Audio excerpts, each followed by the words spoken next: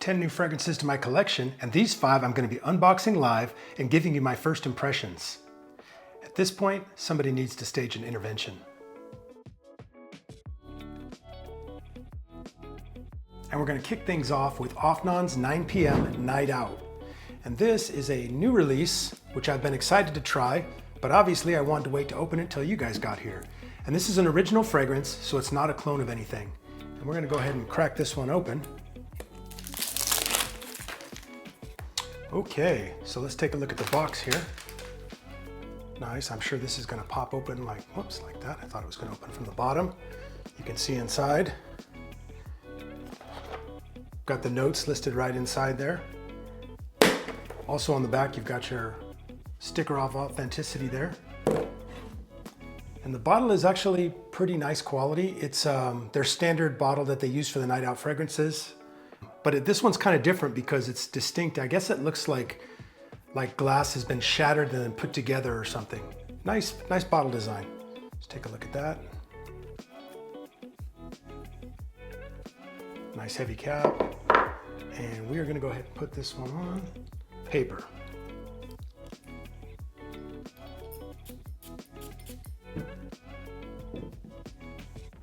Wow. That's great.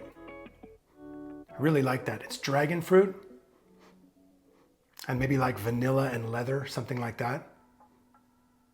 Just smells fantastic. So there's a lot of hyped new releases that come out, and this for me is one that's actually living up to the hype. I'm really liking this. So I would say that the dragon fruit smells very natural and very fresh and very nice. And probably my favorite in this line has been 9 p.m. Rebel. But I don't know, this might have overtaken it. A unique opening of dragon fruit and cognac mixed with crisp apple, moving into a sweet heart of toffee and suede, settling on a base of akigala wood and tonka. This is loud and it's sweet, and it's gonna be a compliment puller for sure. I'm gonna say for the first one, this is a home run. I think Afnan did a great job with this. And I think that's gonna be hard to top this for the rest of these fragrances on the list, but we're gonna give it a try. And next up, we are going to get Haramain's Portfolio Neroli Canvas. And this is another one that we're gonna have to unbox. And I actually brought a reference fragrance with me because it is a clone of Tom Ford's Neroli Portofino. So we're gonna put that down. We're gonna try to get this opened up real quick. Okay, we ought to be able to get it from here. And this one looks like it's gonna have an outer box, as well as an inner box. And my box here looks like it has seen better days. You can see the top of it looks like it's peeling off the plastic leather. The pleather is peeling off. That's a shame because it is a really nice presentation. And I do have another fragrance in the Portfolio line, and the box came pristine, so I don't know why this one came looking so ragged. But inside you can see that's what it looks like. But let's pull the fragrance out. It comes in this nice bag. And there we have it. The cap is not on. There's our bottle.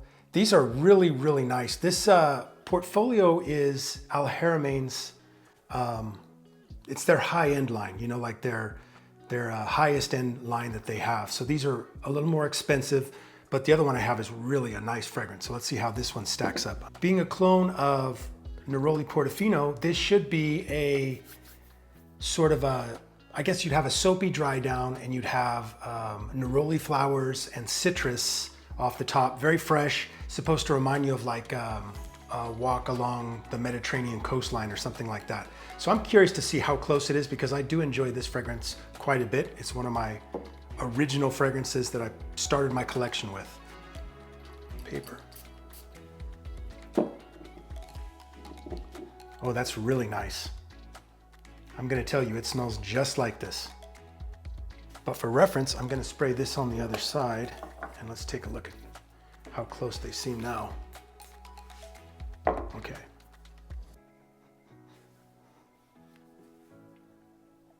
Almost dead on. I'm gonna say to my nose, this one seems like it's maybe a little bit brighter, whereas this is just slightly more nuanced.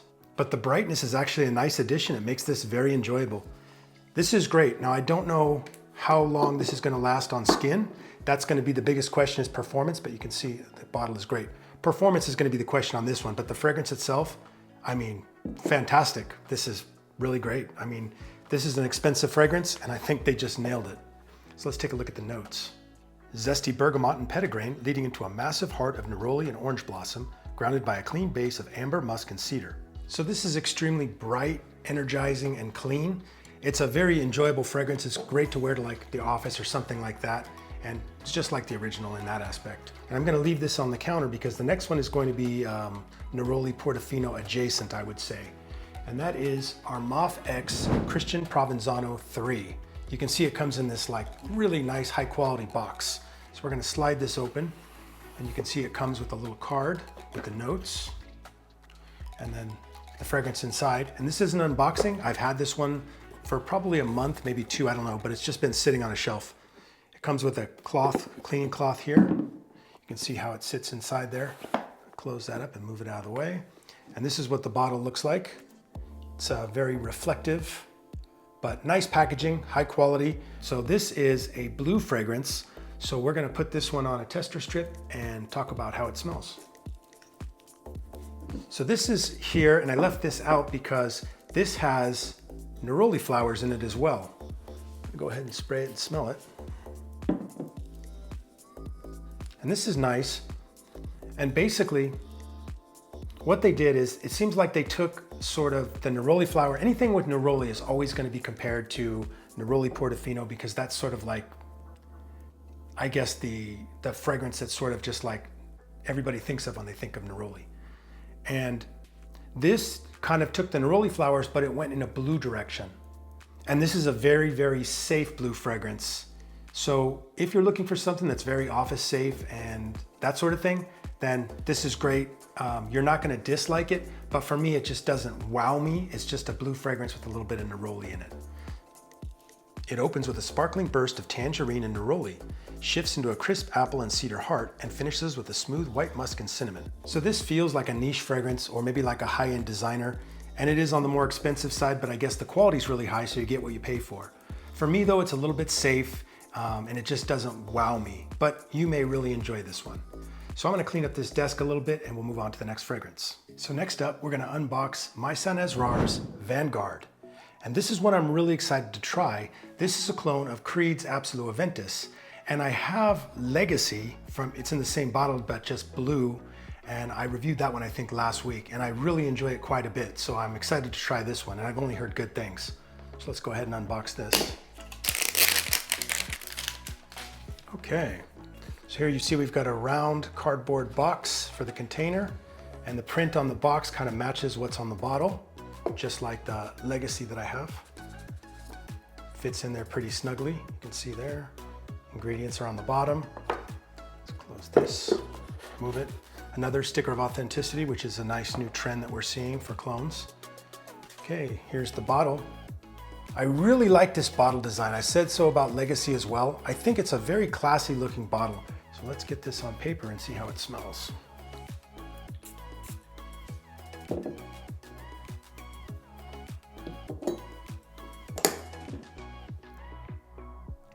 They nailed it. That is really nice. That is pretty much, again, dead on. These clones are getting really good. I'm gonna say right now that this might be the closest clone that I've smelled to Absolute Aventus. Now, I'm not gonna say it's gonna be your favorite because you still may prefer Presciu 1, but in terms of closeness,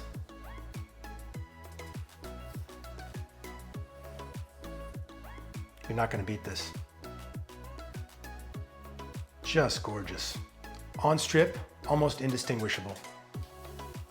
But I will say that this one has a little bit more fruit forward to it than this does. So, and I think that makes it enjoyable. Now with Presciu 1, they went on overdrive and made the fruit, the pineapple just crazy aggressive. This is dialed back a little bit more than that, and I do think it's very close to this one. A fruity, spicy burst of pineapple and black currant meets a warm heart of ginger and cardamom, finished with a rugged, masculine leather and moss base. This is a 10 out of 10.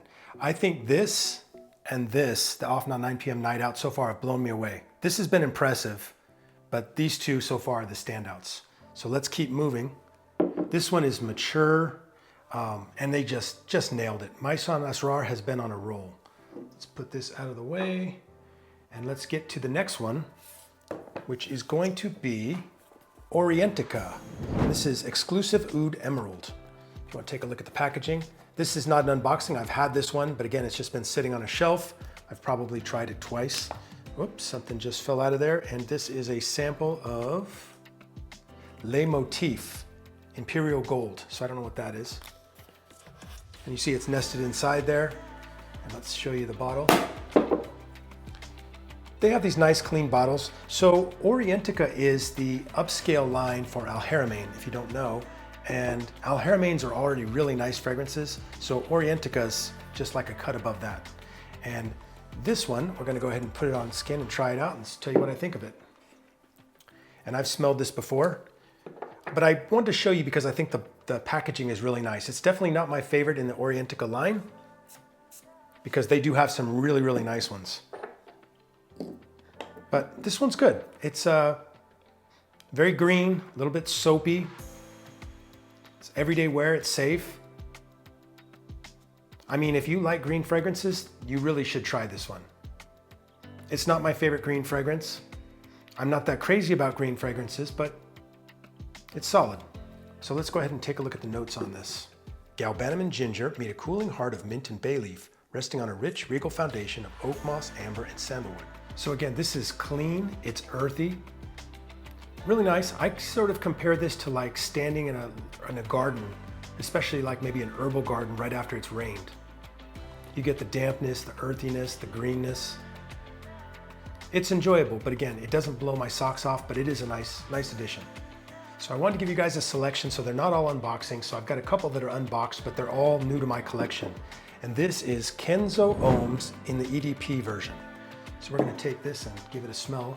And these are kind of hard to find sometimes, but they're very high quality fragrances. And I think this is a Quentin Biche.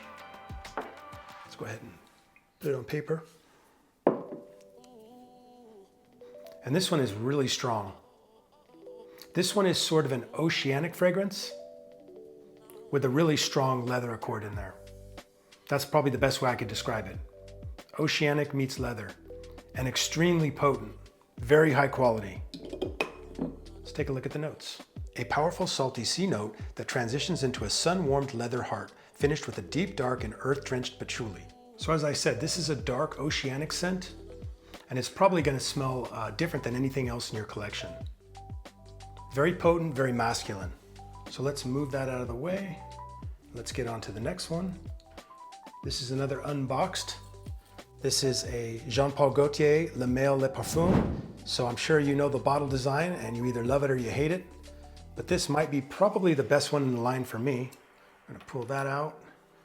We're gonna put this on paper. So this is an interesting one because it's sort of a darker iris fragrance with lavender and some woods.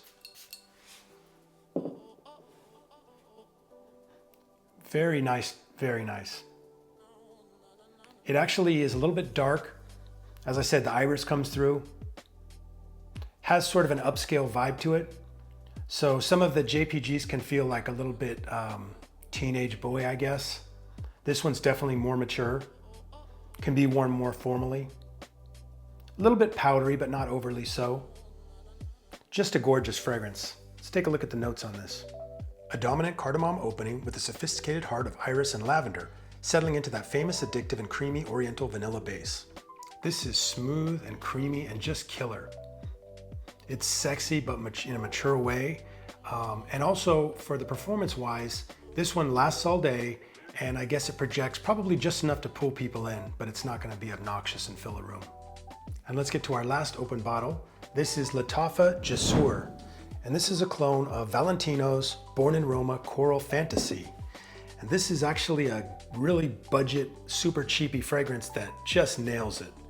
And one thing about this though, take a look at the bottle. It has this overly large cap and this weird tall neck on the bottle. I don't know what they were thinking with this. And I guess it says something here, but I've never taken the time. Oh, it says victory and fortune on here. Anyways, very interesting design. I don't love the bottle, but the fragrance inside is really nice. It's pretty close to the original fragrance. And this is sort of a apple and tobacco fragrance. And I do have the original over my shoulder, but I don't think I need to pull it because I know this fragrance so well.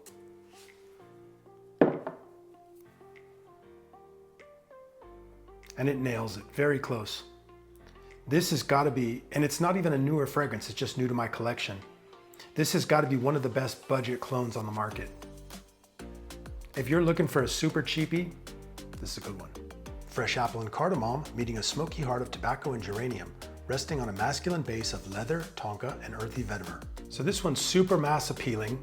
It's wearable for all ages, and I would say that even women can pull this one off too, because it's that versatile. And performance-wise, it's your typical Lattafa, good performance, 8 hours, easy. And let's get to our next to last unboxing. This is Gulf Orchid's Vanilla Addiction. Let's just take a quick look at the box. Let's tear it open and see how it smells. And this one is a clone of Kayali's Vanilla 28. Let's see how this opens. And vanilla right now is the probably most popular fragrance note in perfumery. So if this is good, it's got to be a massive seller. It's weird the bottle was faced backwards in the box. There's your box again. Here's your fragrance bottle. Looks like it's got some kind of rope around the neck. Cheap plastic cap. The bottle seems okay though. It's decent quality. Let's move this out of the way. And this one, I've only read about it online, but I've heard this one described as like smelling like brown sugar and vanilla. So let's just see what this smells like. I don't know if I've ever smelled Kayali Vanilla 28. Oh wow, that's nice. It actually has some booziness to it as well. So that brown sugar vanilla, that's pretty an apt description, I would say. But I didn't read about the booziness to it, which is really nice. Very gourmand. Sort of like fresh baked cookies or something like that. Nice one, I like it. I wouldn't say rush out and buy it, but if you like vanilla fragrances, this is a pretty good one. Creamy coconut and lavender melting into a sweet heart of tonka and jasmine, finished with a rich sugary base of vanilla and amber. Anyways, one more take a look. I have no idea what the performance or projection is going to be like on this, so we'll just leave it at that and we'll move on to our final unboxing. And on to our final fragrance. This is Franck Olivier's Pure Addiction. Yeah, Pure Addiction. The last one was Vanilla Addiction. So we're going to get this one unboxed and see what we have. And this is a Baccarat Rouge clone, and it's one I've been wanting to try for some time. So let's unbox it, see what's coming right along. Let's get rid of that.